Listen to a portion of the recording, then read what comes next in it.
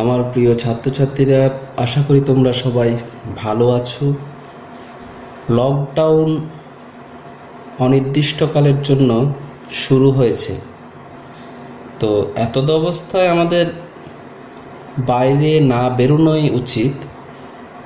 সেজন্য আমি তোমাদেরকে যাতে ঘরে বসে খুব সুন্দরভাবে ক্লাসটা তোমরা করতে পারো সেই ব্যবস্থা আমি করেছি। Video class. তো আজকে আমি যে ক্লাসটা তোমাদেরকে করাবো সেটা হলো খুব একটা ইম্পর্টেন্ট সাবজেক্টার, আয়নীয় ও সমযোজী বন্ধন। তাহলে আমরা শুরু করছি।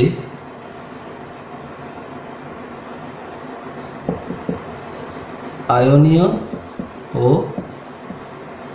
সমযোজী বন্ধন।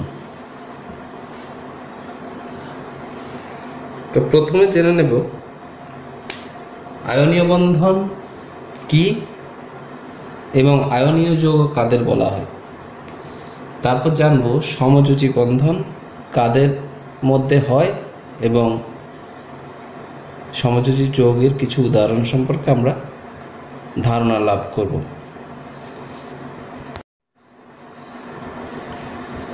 তো রাসায়নিক বন্ধন তোমাদের সিলেবাস অনুযায়ী সাধারণত দু ধরনের, একটি হলো আয়নীয় বন্ধন আর একটি হলো সমযোজী বন্ধন। এছাড়াও রয়েছে অসমযোজী বন্ধন, আরো অনেক বন্ধন রয়েছে। তো যেহেতু তোমাদের সিলেবাসে দুটো বন্ধন সম্পর্কে রয়েছে, সেজন্য আমি এই দুটো রাসায়নিক বন্ধন নিয়ে আলোচনা করব।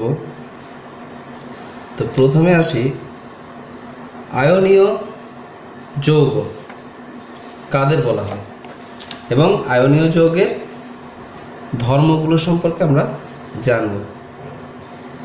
সাধারণত আয়নীয় যৌগগুলি গলনাঙ্ক ও স্ফুটনাঙ্ক খুব বেশি হয় এবং অনুদ্বায়ী হয়। তার প্রথমে আমরা আয়নীয় যৌগের বৈশিষ্ট্য, আমি তাহলে সমযোজীটা এখন আপাতত সমযোজী বন্ধনটা মুছে দিলাম। আমরা আয়নীয় যৌগ এবং আয়নীয় বন্ধন সম্পর্কে আলোচনা করব। তো আয়নীয় বন্ধন,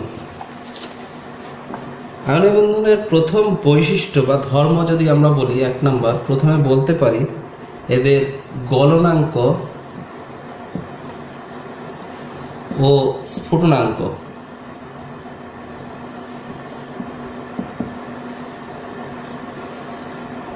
গলনাঙ্ক এবং স্ফুটনাঙ্ক খুব বেশি হয়, অর্থাৎ এই যৌগগুলিকে গলাতে প্রচুর তাপ লাগে, তাপমাত্রা। এবার আমরা চলে আসি 2 নম্বর। এরা 2 নম্বর বৈশিষ্ট্যটি হলো এদের কাঠিন্য। সাধারণত এরা কেলাসাকার কঠিন পদার্থ হয়। কি রকম হবে? কেলাসাকার কঠিন পদার্থ। কেলাসাকার কঠিন পদার্থ, যেমন আমি উদাহরণস্বরূপ বলতে পারি NaCl, যেটা আমরা বাড়িতে সাধারণ লবণ খাই। সোডিয়াম ক্লোরাইড, সেটি একটি আয়নীয় যৌগ, কেলাসাকার কঠিন পদার্থ। আরেকটি বৈশিষ্ট্য তড়িৎ পরিবাহিতা। এই যৌগগুলি কঠিন অবস্থায় সাধারণত তড়িৎ পরিবহন করে না, কিন্তু গলিত বা দ্রবীভূত অবস্থায় এরা তড়িৎ পরিবহন করে। তাহলে আমরা বলতে পারি গলিত বা দ্রবীভূত অবস্থায় তড়িৎ পরিবহন এটা করতে পারে।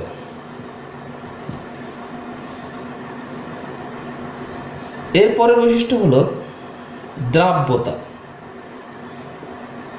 এই যৌগগুলি সাধারণত জলের মতো, মানে জলে বা জলের মতো ধ্রুবীয় দ্রাবক, পোলার সলভেন্টস, ধ্রুবীয় দ্রাবকে দ্রবীভূত হয়ে যায়। আমরা দেখি NaCl বা লবণ জলে দ্রবীভূত হয়, তাহলে আমরা দ্রাব্যতা বলতে পারি ধ্রুবীয় দ্রাবকে দ্রবীভূত হয়। জল একটি ধ্রুবীয় দ্রাবক, ধ্রুবীয় দ্রাবকে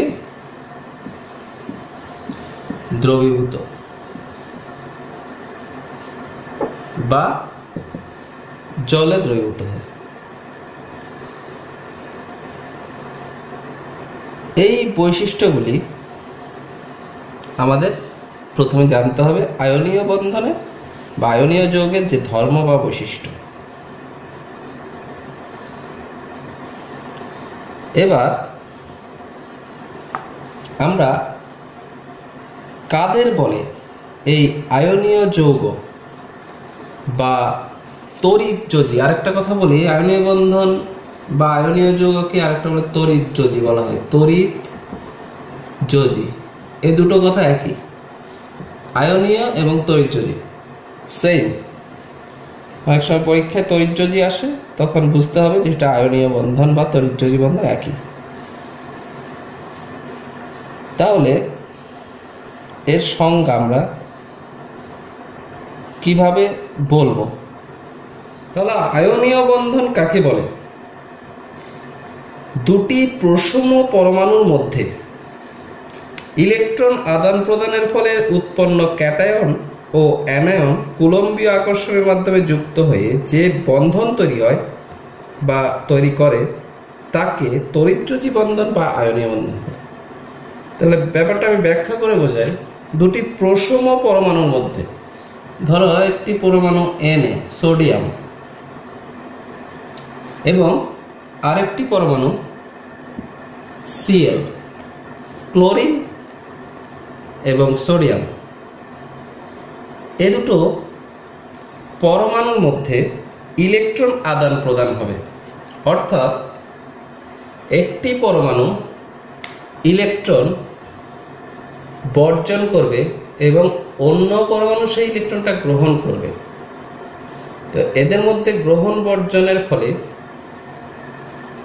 একটি ক্যাটায়ন এবং অন্যটি অ্যানায়নে রূপান্তরিত হয়। তো আমাকে দেখতে হবে এদের পরমাণুর বাইরের কক্ষে ইলেকট্রন সংখ্যা। প্রথমে আমি দেখি সোডিয়ামের ইলেকট্রন বিন্যাস কি হবে। সোডিয়ামের পারমাণবিক সংখ্যা বা পরমাণু ক্রমাঙ্ক বা ইলেকট্রন সংখ্যা 11। তাহলে আমরা এভাবে সজ্জা করতে পারি 2, 8, 1 এবং ক্লোরিনের 17, 2, 8, 7। তো আমরা এখানে দেখতে পাচ্ছি সোডিয়াম পরমাণুর বাইরের কক্ষে একটি মাত্র ইলেকট্রন এবং ক্লোরিন পরমাণুর বাইরের কক্ষে 7টি ইলেকট্রন। তো সোডিয়াম পরমাণুটি অষ্টক পূর্ণ করার জন্য আমাদের এখানে একটা ইলেকট্রনকে বর্জন করতে হবে। অষ্টক পূর্ণ হলো 2, 8, 8, এইভাবে সজ্জা হলে অষ্টক পূর্ণ হয়। তাহলে এখানে একটি ইলেকট্রন বর্জন অথবা 7টি ইলেকট্রন গ্রহণ। এখানে দেখো, তো 7টি ইলেকট্রন গ্রহণ তো সম্ভব নয়, তার থেকে একটি ইলেকট্রন বর্জন সহজ। তো সেজন্য সোডিয়াম কি করবে, এই বাইরের কক্ষে একটা ইলেকট্রন বর্জন করে দেবে। দেখো 2, 8 অর্থাৎ অষ্টক পূর্ণ হয়ে গেল। যে একটা ইলেকট্রন বর্জন করবে সেটি গ্রহণ করবে ক্লোরিনের বাইরের কক্ষ। তাহলে এই একটা ইলেকট্রন 7-এর সাথে একটা ইলেকট্রন গ্রহণ করলে 7 + 1 8। দেখো 2, 8, 8, 2, 8, 8, 2, 8, 2, 8, এখানে অষ্টক পূর্ণ হয়ে গেল। এই একটা ইলেকট্রন বর্জন করেছে, তাই ইলেকট্রন চলে গেলে এটি পরিণত হবে ক্যাটায়ন এবং ক্লোরিন একটা ইলেকট্রন গ্রহণ করেছে, তাই হয়ে যাবে অ্যানায়ন। ক্লোরিন পরমাণু থেকে অ্যানায়ন। তাহলে আমরা এখানে দেখতে পাচ্ছি পরমাণু থেকে আয়ন বেশি সুস্থিত, কারণ নিকটতম নিষ্ক্রিয় গ্যাসের ইলেকট্রন বিন্যাস গ্রহণ করেছে। এই ইলেকট্রন বিন্যাসটি নিকটতম নিষ্ক্রিয় গ্যাস নিয়নের মতো। নিয়নে আমরা জানি 10টি ইলেকট্রন রয়েছে, তাহলে নিয়নের ইলেকট্রন বিন্যাস হবে 2, 8, 10 এবং Na+ এর ইলেকট্রন বিন্যাসও 2,8 অর্থাৎ নিকটতম নিষ্ক্রিয় গ্যাসের ইলেকট্রন বিন্যাস গ্রহণ করেছে, তাই এটি এই ক্যাটায়নটি বেশি সুস্থিত, Na থেকে Na+ সুস্থিত।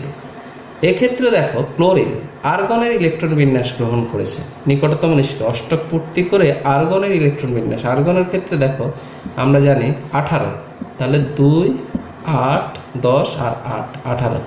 তাহলে দেখো ক্লোরিন এবং আর্গনের ইলেকট্রন বিন্যাস একই।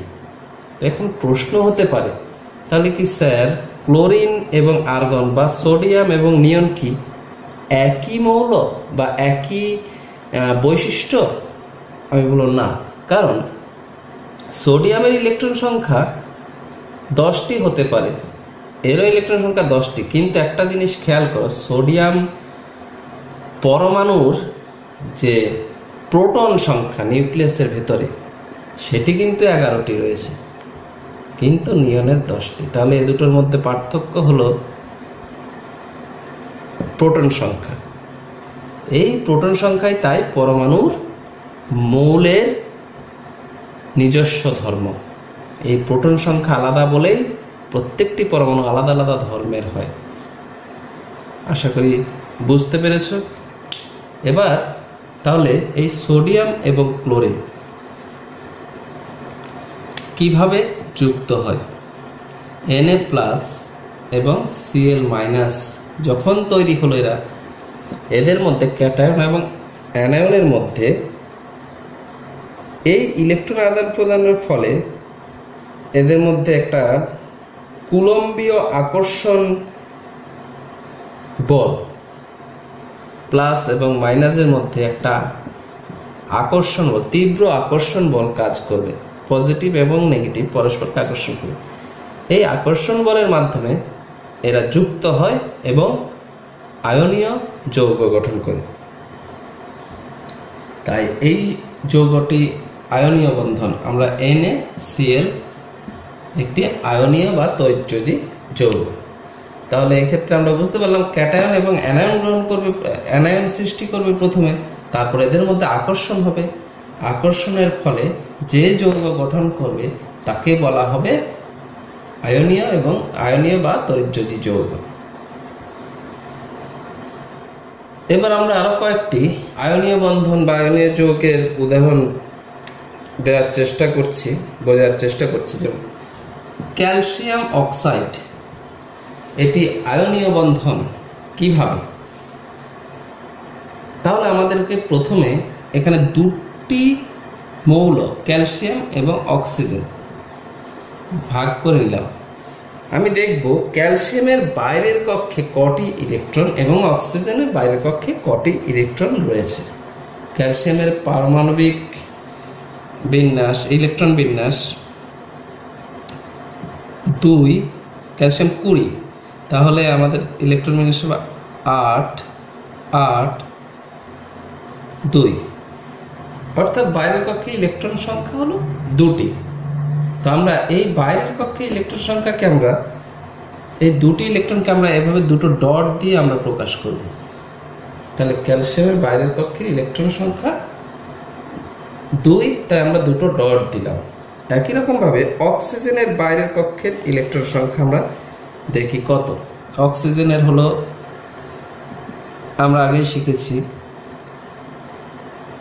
8, তাহলে 2, 6, 6, 2, 8।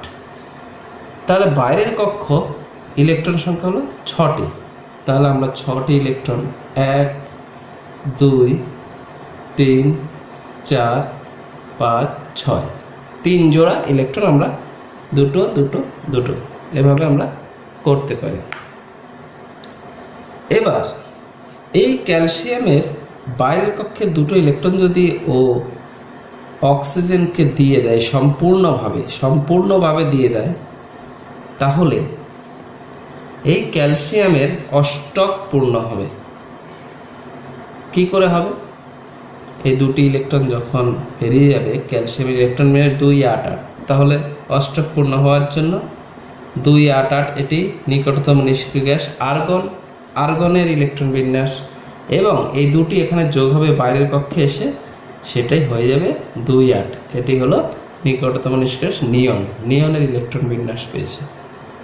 তাহলে এই ক্যালসিয়ামের দুটো যদি এখানে দিয়ে দেয়, ক্যালসিয়াম দুটো ইলেকট্রন দিয়ে এর বাইরের কক্ষে 8টা ইলেকট্রন করে দিল, তখন এদের মধ্যে অষ্টক পূর্তি হয়েছে, অষ্টক পূর্ণ। তাহলে ক্যালসিয়াম হয়ে যাবে, যেহেতু দুটো ইলেকট্রন বর্জন করেছে, তা ক্যালসিয়াম +2। ইলেকট্রন বর্জন করলে ক্যাটায়ন, দুটো বর্জন করেছে তাই +2, একটা বর্জন করলে +1 বা প্লাস, আর অক্সিজেন দুটো গ্রহণ করেছে তাই আমি অক্সিজেনকে -2 বা 2- লিখতে পারি।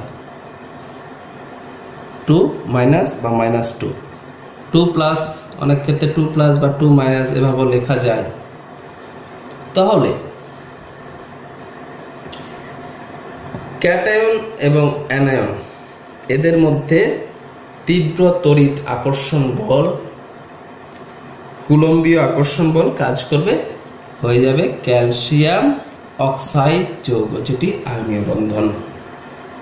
এভাবে আয়নীয় যৌগ সৃষ্টি হয় ক্যাটায়ন এবং অ্যানায়নের মাধ্যমে। অর্থাৎ একটি পরমাণু সম্পূর্ণভাবে ইলেকট্রনকে বর্জন করবে এবং আরেকটি পরমাণু ওই বর্জিত ইলেকট্রন, আর একটি বা দুটি পরমাণু হতে পারে, ওই বর্জিত ইলেকট্রনগুলোকে গ্রহণ করে তাদের নিকটতম নিষ্ক্রিয় গ্যাসের ইলেকট্রন বিন্যাস গঠনের মাধ্যমে অ্যানায়ন এবং ক্যাটায়ন তৈরি করে এবং তাদের মধ্যে তীব্র তড়িৎ আকর্ষণ বল কাজ করে, কুলম্বীয় আকর্ষণ বল কাজ করে, এবং এভাবে তারা তড়িৎযোজী যৌগ সৃষ্টি করে। আরেকটি উদাহরণ, একটু কঠিনের দিকে যাচ্ছি। ম্যাগনেসিয়াম ক্লোরাইড কিভাবে বন্ধন? Magnesium chloride MgCl2। এখানে দেখতে পাচ্ছি একটি ম্যাগনেসিয়াম এবং দুটি ক্লোরিন রয়েছে। তাহলে আমরা একই রকম ভাবে একটি ম্যাগনেসিয়াম এবং দুটি ক্লোরিন, ম্যাগনেসিয়ামের ইলেকট্রন বিন্যাস হলো 12, অর্থাৎ 2 8 2 2 8 2। আর ক্লোরিনের আমরা জানি 17, 2 8 7 2 8 7। তাহলে এখানে একটা জিনিস দেখতে পাচ্ছি আমরা, এর বাইরের কক্ষে কে অষ্টক পূর্ণ করার জন্য এই দুটি ইলেকট্রনকে বর্জন করতে হবে, তাহলে 2 8 হবে। আর এর ক্ষেত্রে 2 8 8 2 8 8 করার জন্য এর ক্ষেত্রে একটা ইলেকট্রন এবং এই একটা ইলেকট্রন নেবে, তাহলে এর দুটো ইলেকট্রন বর্জন করবে, যার একটা ইলেকট্রন এ গ্রহণ করবে আর একটি ইলেকট্রন এ গ্রহণ করবে। তাহলে এরও অষ্টক পূর্ণ হবে এবং এই দুটি ক্লোরিন পরমাণুরও অষ্টক পূর্ণ হবে, সকলের অষ্টক পূর্ণ হবে। তাহলে যদি দুটি ম্যাগনেসিয়াম পরমাণু দুটি ইলেকট্রন যখন বর্জন করবে, তার ক্যাটায়ন হবে 2+, এবং ক্লোরিন হয়ে যাবে, এটা হয়ে যাবে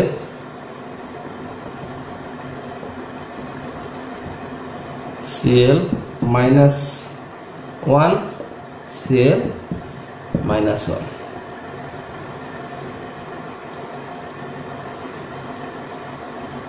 অর্থাৎ -1 আমরা লিখতে পারি না, মাইনাস লেখাই মানে -1। দুটো ক্লোরিনের অ্যানায়ন তৈরি হলো এবং ম্যাগনেসিয়ামের একটি ক্যাটায়ন তৈরি হলো। তাহলে আমরা এটাকে লিখতে পারি Mg2+ আর দুটো ক্লোরিন 2Cl-,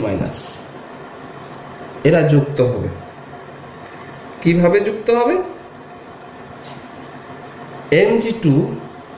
MgCl2। তাহলে আমরা এটা লিখতে পারি MgCl কটা আছে? দুটো, Cl2। তাহলে ম্যাগনেসিয়াম ক্লোরাইড এইভাবে তৈরি হয়। আশা করি বুঝতে পেরেছো তোমরা। এভাবে আরো অনেক উদাহরণ তোমাদের পরীক্ষা আসতে পারে, কিভাবে আয়নীয় যৌগ তৈরি হয় যে কোনো একটু উদাহরণ দিয়ে বলতে পারে। তোমরা এভাবে একে দেখিয়ে দিতে পারো।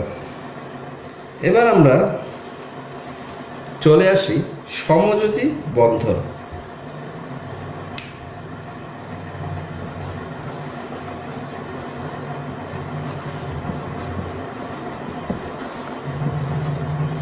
সমযোজী বন্ধন, তো সমযোজী বন্ধন জানার আগে আমাদেরকে আগে জানতে হবে এই সমযোজী যৌগগুলি বৈশিষ্ট্য। প্রথম আমরা ভৌত অবস্থা জানব, এরা কেমন হয়। সাধারণত এরা সাধারণ উষ্ণতা চাপে এরা সাধারণত গ্যাসীয় বা তরল হয়। আগে আমরা পড়েছিলাম আয়নীয় যৌগ সাধারণত কঠিন হয়, কিন্তু এরা হয় গ্যাসীয় বা তরল। 2 নম্বর, এদের গলনাঙ্ক স্ফুটনাঙ্ক কম। তাহলে এখান থেকে আমরা পার্থক্য তৈরি করতে পারি। আয়নীয় বন্ধনে যেরকম গলনাঙ্ক স্ফুটনাঙ্ক বেশি, কঠিন, এটা গ্যাসীয় তরল। আয়নীয়তে গলনাঙ্ক স্ফুটনাঙ্ক বেশি, সমযোজীতে গলনাঙ্ক স্ফুটনাঙ্ক কম। এভাবে আমরা পার্থক্যও তৈরি করে ফেলতে পারি। এগুলো বুঝে বুঝে পড়তে হবে। তারপর আমরা বলতে পারি দ্রাব্যতা। আয়নীয় যৌগগুলি যেমন ধ্রুবীয় দ্রাবক, যেমন জলে দ্রবীভূত হয়, কিন্তু অধ্রুবীয় দ্রাবকে দ্রবীভূত হয় না। এটি ঠিক বিপরীত। এরা জল বা ধ্রুবীয় দ্রাবকে দ্রবীভূত হবে না, মানে অদ্রাব্য, কিন্তু অধ্রুবীয়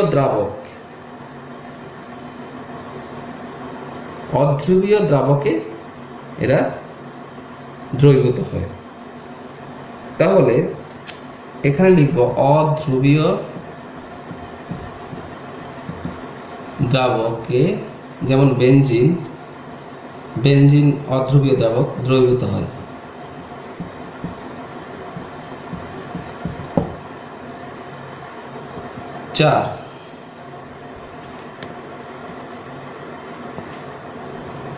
চার নম্বর পয়েন্ট, তড়িৎ পরিবহন। বিশুদ্ধ সমযোজী যৌগ সাধারণত তড়িৎ পরিবহন করে না। আমরা আয়নীয় যৌগে যেরকম দেখেছিলাম তড়িৎ পরিবহন করে, গলিত বা দ্রবীভূত। এরা বিশুদ্ধ সমযোজী যৌগ তড়িৎ পরিবহন করে না। তাহলে তড়িৎ পরিবহন করে না, কিন্তু বিশুদ্ধ হতে হবে। ভেজাল বা অবিশুদ্ধ হলে কিন্তু তড়িৎ পরিবহন করবে। এই 4টি বৈশিষ্ট্য সাধারণত তোমরা মনে রাখবে, আর দরকার নেই, 4টি পড়লেই হবে। এই বৈশিষ্ট্য বা ধর্ম পরীক্ষা আসতে পারে, পার্থক্য আসতে পারে সমযোজী এবং আয়নীয় বন্ধনে, তখন এগুলো দিয়েই তোমরা করে নেবে। আর যদি এক্সট্রা পাও, অন্যান্য বই দেখবে, বিভিন্ন বই থেকে এক্সট্রা যদি পয়েন্ট পাও নিজেরা অবশ্যই পড়বে, সেটি তোমাদের ব্যক্তিগত ব্যাপার। এবার আমরা সমযোজী বন্ধন 3 রকমের হতে পারে।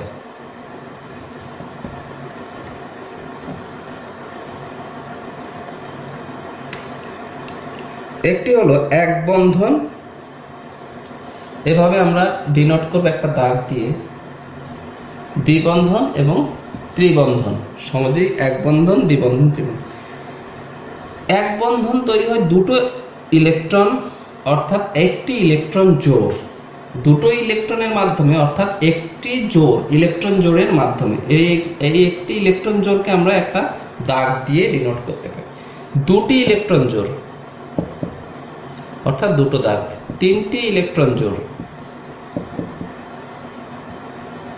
অর্থাৎ 3টে দাগ দিয়ে আমরা ডিনোট করতে পারি। তো ব্যাপারটা আরো পরিষ্কার হবে যদি আমি একটি উদাহরণ দিই। একটি সমযোজী যৌগ বা সমযোজী বন্ধনের উদাহরণ আমি দিই অষ্টক পূর্তির ব্যাপারে, যেমন F2 বা আচ্ছা প্রথমে F2টা সম্পর্কে আমরা আসি। F2 ফ্লোরিন যে অণু, এরা এই ফ্লোরিন অণু F2 অণু এটি সমযোজী। কি করে বুঝবো সেই ব্যাখ্যাটা আমি তোমাদেরকে বুঝিয়ে দিচ্ছি। F2 কিভাবে গঠন হয়? দুটো F পরমাণু। তো প্রথমে আমরা জানো ফ্লোরিনের ইলেকট্রন বিন্যাসকে দেখি, এরা তড়িৎযোজী কিনা দেখে নিতে হবে। প্রথমে ফ্লোরিনের ইলেকট্রন বিন্যাস হলো 27। এখানে দেখতে পাচ্ছি আমরা ইলেকট্রন বিন্যাস করে এর বাইরের কক্ষে 7টি ইলেকট্রন আছে। 7টি কখনো বর্জন করবে না। 4টির কম থাকলে ইলেকট্রন বর্জন করে এবং 4টির বেশি থাকলে ইলেকট্রন গ্রহণ করে। কিন্তু বাইরের কক্ষে 4টির বেশি অর্থাৎ 7খানা ইলেকট্রন রয়েছে, এ বর্জন করবে না। এখানেও 7টি ইলেকট্রন রয়েছে, এও বর্জন করবে না। তাহলে এদের মধ্যে আয়নীয় বা তড়িৎযোজী বন্ধন হবে না। আয়নীয় বন্ধন হতে গেলে আমাকে একটি পরমাণু ইলেকট্রন বর্জন করবে, আরেকটি পরমাণু ইলেকট্রন গ্রহণ করবে, অষ্টক পূর্তি ঘটাবে, তারপর গিয়ে অ্যানায়ন বা ক্যাটায়নের মাধ্যমে তড়িৎ আকর্ষণ বল কাজ করে ওরা আয়নীয় বন্ধন গঠন করে। কিন্তু এক্ষেত্রে ইলেকট্রন বিন্যাস দেখে আমরা বুঝে নিয়েছি যে এরা আয়নীয় বন্ধন গঠন করবে না। তাহলে এরা কি? এরা অন্য কোনো বন্ধনের মাধ্যমে যুক্ত হবে, সেটি হলো সমযোজী বন্ধন। তাহলে সমযোজী বন্ধন কিভাবে গঠন করবে? আমরা দেখতে পাচ্ছি এর অষ্টক পূর্তি করার জন্য বাইরের কক্ষে আরো একটা ইলেকট্রনের প্রয়োজন। একই রকম ভাবে এই ফ্লোরিনের বাইরের কক্ষে আরো একটা, দুজনেরই একটা করে ইলেকট্রনের প্রয়োজন আছে। কিন্তু তড়িৎযোজী বা আয়নীয় যোগে দেখেছি একটি পরমাণু ইলেকট্রনের প্রয়োজন গ্রহণ করার চাহিদা থাকে এবং আরেকটি পরমাণুর ইলেকট্রনের বর্জনের চাহিদা থাকে। কিন্তু এক্ষেত্রে দুটিরই গ্রহণের প্রবণতা রয়েছে। অর্থাৎ দুই বা ততোধিক পরমাণু ইলেকট্রন গ্রহণের শুধুমাত্র প্রবণতা থাকলে তারাই সমযোজী বন্ধন গঠন করবে। প্রত্যেকেরই গ্রহণের প্রবণতা রয়েছে, এখানে কারোই বর্জনের প্রবণতা নেই। কিন্তু আমরা দেখেছিলাম সোডিয়াম ক্লোরাইডে সোডিয়ামের বর্জনের প্রবণতা এবং ক্লোরিনের গ্রহণের প্রবণতা। আমরা দেখেছিলাম ম্যাগনেসিয়ামের ক্লোরাইডের ম্যাগনেসিয়াম বর্জনের প্রবণতা এবং ক্লোরিনের গ্রহণের প্রবণতা। এর আগে আমরা উদাহরণগুলো দেখেছি। কিন্তু এক্ষেত্রে দুটিরই গ্রহণের প্রবণতা রয়েছে, কেউ বর্জন করবে না। তাহলে এক্ষেত্রে কি করবে? এরা কিভাবে তাহলে বন্ধন তৈরি করবে? তাহলে আমরা প্রথমে দেখি এই ফ্লোরিন পরমাণুর বাইরের কক্ষে 7টি ইলেকট্রন রয়েছে এবং দুটিরই 7টি। তাহলে আমরা 1টা 2টো 3টে 4টে 5টা 6টা 7টি, 1টা 2টো 3টে 4টে 5টা 6টা 7টি ইলেকট্রন। তো এই ইলেকট্রন 7টি ইলেকট্রন রয়েছে। এবার আমরা এই ইলেকট্রনটা এটি নিঃসঙ্গ, এর সাথে যদি আরেকটি ইলেকট্রন এসে পৌঁছায় তখন এটি সঙ্গতা পাবে এবং অষ্টক পূর্ণ ঘটবে। এবং এক্ষেত্রেও তাই, এর সাথে যদি আরেকটি ইলেকট্রন থাকতো সেটিও অষ্টক পূর্ণ হবে। তখন এদের মধ্যে এরা কিভাবে, এরা একটা জোড় গঠন করবে। অর্থাৎ এই ইলেকট্রন এবং এই ইলেকট্রন, দুটো ইলেকট্রন যেহেতু এটাও নিঃসঙ্গ একা, এও একা, তাহলে এদের মধ্যে একটা জোড় গঠিত হবে। কিভাবে জোড় গঠিত হবে? এরা পরস্পর মিলে নিজেদের মধ্যে একটা জোড় গঠন করবে। একে বলবে আমি একা, এও একে বলবে আমি একা, আমরা দুজন মিলে দুজনে একটা জোড় গঠন করি। তাহলে এই দুজন কিভাবে জোড় গঠন করবে? দেখো এখানে এই ফ্লোরিন, এখানে একটা জোড় তো আছে, এখানে একটা ইলেকট্রন জোড় আছে, এখানে একটা ইলেকট্রন জোড় আছে। এই ফ্লোরিনের এখানে একটা জোর, এখানে একটা জোর, এখানে একটা জোর, তাহলে এই দুটো মিলে একটা জোর গঠন করে নিল। এদের মাঝখানে কিন্তু একটা জোর গঠন করে নিল। এই যে জোরটা গঠন করেছে ইলেকট্রন জোর দুটো ফ্লোরিনের মাঝখানে, এই জোরটাই হলো বন্ধন। তখন এই জোরটাকে দুটো পরমাণুই কাজে লাগাবে। তখন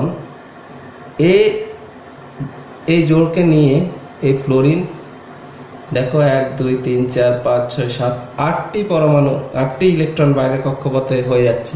একই রকম ভাবে এই জোরটাকে এও কাজে লাগাচ্ছে। কাজে লাগিয়ে দুটো দেখো কোয়েনসাইড করে গেল। অর্থাৎ এই জোরটা এখানে আমরা যেভাবে সার্কেল করেছি, এই সার্কেলের ভেতরে 8টা রয়েছে, এই সার্কেলের ভেতরে 8টা, তাহলে এই জোরটা উভয় পরমাণুই কাজে লাগাচ্ছে।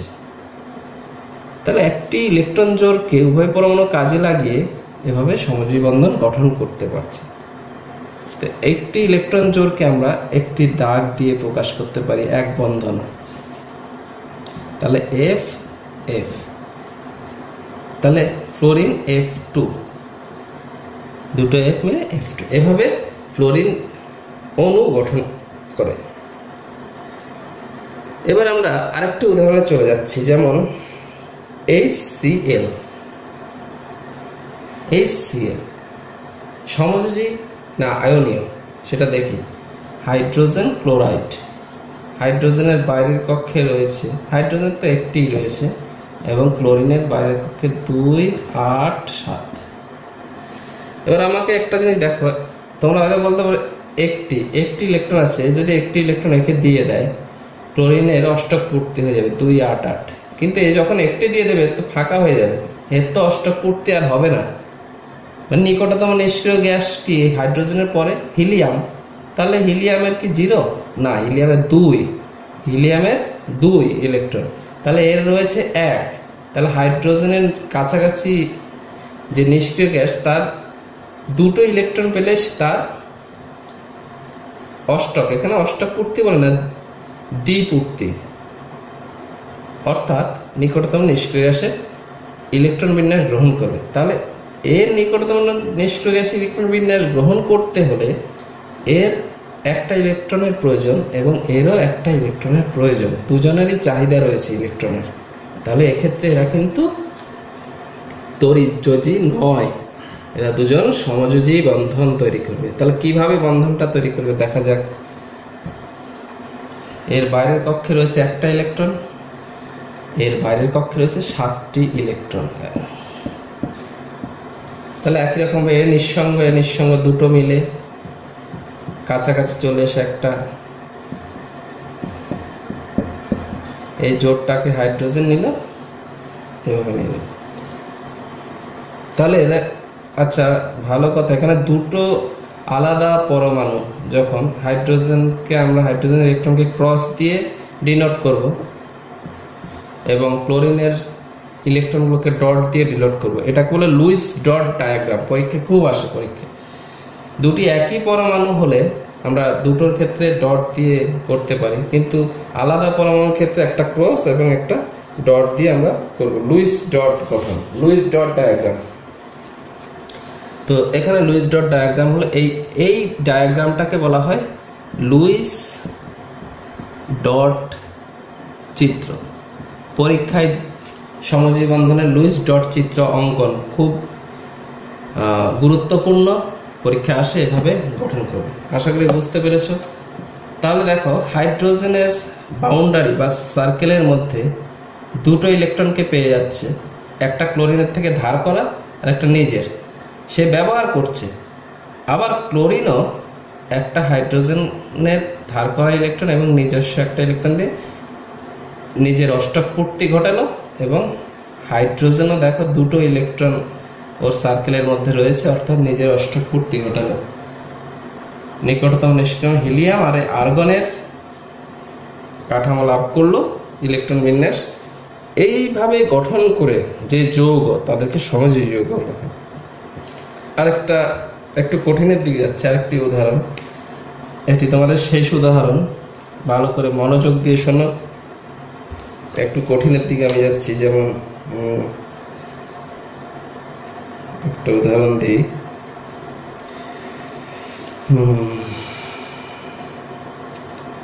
CH4 methane. মিথেন এর লুইস ডট চিত্র অঙ্কন করো, পরীক্ষা আসতে পারে। CH4 বা মিথেন অণু লুইস ডট চিত্র অঙ্কন করো। তাহলে কিভাবে আঁকবো আমি? তাহলে একটি কার্বন, আগে আমরা প্রথমে শিখেছিলাম একটি দুটি, এখানে দেখো একটি কার্বন আর 4টি হাইড্রোজেন। তাহলে কার্বনকে আমরা সেন্টারে রাখবো আর হাইড্রোজেন গুলোকে চারপাশে ছড়িয়ে। একটি কার্বন আর 4টি হাইড্রোজেন এভাবে থাকবে। এবার কার্বনের বাইরের কক্ষে, কার্বনের যেহেতু ইলেকট্রন বিন্যাস কার্বনের 6টি, তাহলে ইলেকট্রন বিন্যাস হবে 2 4, অর্থাৎ বাইরের কক্ষে 4টি ইলেকট্রন হবে। তাহলে একটা ইলেকট্রন, দুটো, তিনটে, 4টে। এই 4টি ইলেকট্রন কার্বনের বাইরের কক্ষে থাকবে আর হাইড্রোজেনের প্রত্যেকটি একটি করে ইলেকট্রন। তাহলে আমরা দেখতে পাচ্ছি এই হাইড্রোজেন এই কার্বনের ইলেকট্রনটাকে দুজনে একটা জোড় গঠন করবে। এই দুজনে এসে একটা জোড় গঠন করবে, এই দুজন এসে একটা জোড় গঠন করবে, এই দুজন কাছাকাছি এসে একটা জোড় গঠন করবে। তাহলে হাইড্রোজেনের এখানে একটা ক্রস হবে, হাইড্রোজেনের ক্ষেত্রে ক্রস আমার ভুলে যাচ্ছে বারবার, গঠন করবে। এবার এই হাইড্রোজেন নিজের একটা এবং কার্বনের একটা ইলেকট্রনকে নিয়ে এদের অষ্টক পূর্তি হয়ে গেল প্রত্যেকটা হাইড্রোজেন এবং কার্বন এভাবে সবকটি হাইড্রোজেন এবং নিজের যে ইলেকট্রনগুলো আছে সেগুলোকে নিয়ে দেখো 1 2 3 4 5 6 7 8 বাইরের কক্ষে 8টি ইলেকট্রন অষ্টক পূর্তি ঘটালো। এই যে গঠন চিত্র এটাকে বলা হয় লুইস ডট ডায়াগ্রাম, পরীক্ষায় খুব আসে। এবার আমি একটা দ্বিবন্ধনের উদাহরণ দিই, যদিও এটা আমি লাস্ট বলেছিলাম, কিন্তু দ্বিবন্ধনের উদাহরণটা দিলে তোমাদের পরিষ্কার হবে। যেমন অক্সিজেন,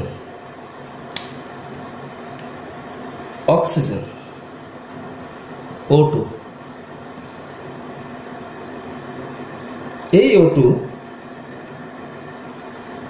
এর লুইস ডট ডায়াগ্রাম কিভাবে আমরা আঁকবো?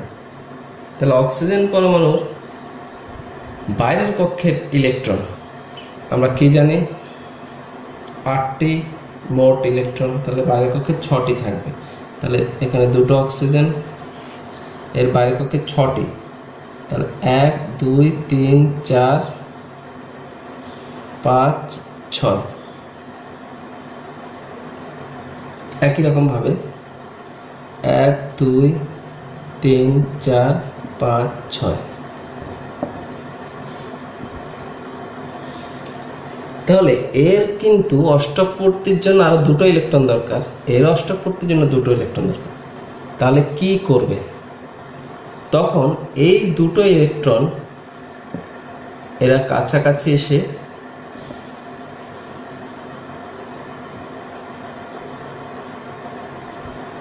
দুটি ইলেকট্রন জোড় গঠন করবে,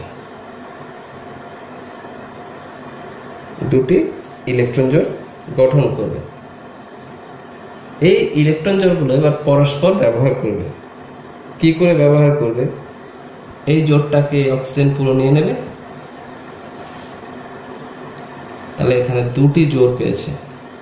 এই অক্সিজেনের আওতার মধ্যে 1 2 3 4 5 6 7 8 এবং এই অক্সিজেনের 1 2 3 4 5 6 7 8 বাউন্ডারির মধ্যে দুজনেরই অষ্টক পূর্তি ঘটেছে। তাহলে এখানে যেহেতু দুটো জোড়া রয়েছে তাই দ্বিবন্ধন অক্সিজেন এবং অক্সিজেনের মধ্যে। এভাবে অক্সিজেন পরমাণু অণু গঠন করে। তো বইতে আরো প্রচুর উদাহরণ রয়েছে, তোমরা এগুলো প্র্যাকটিস করো। যদি বুঝতে না পারো আমাকে জানাবে, কমেন্ট করবে। আমি চেষ্টা করব তোমাদেরকে বুঝিয়ে দেওয়ার। এই চ্যাপ্টারে সাধারণত এইগুলোই পরীক্ষাতে আসে, তোমরা চেষ্টা করো, আশা করি পারবে। আর আজ এই পর্যন্তই থাক।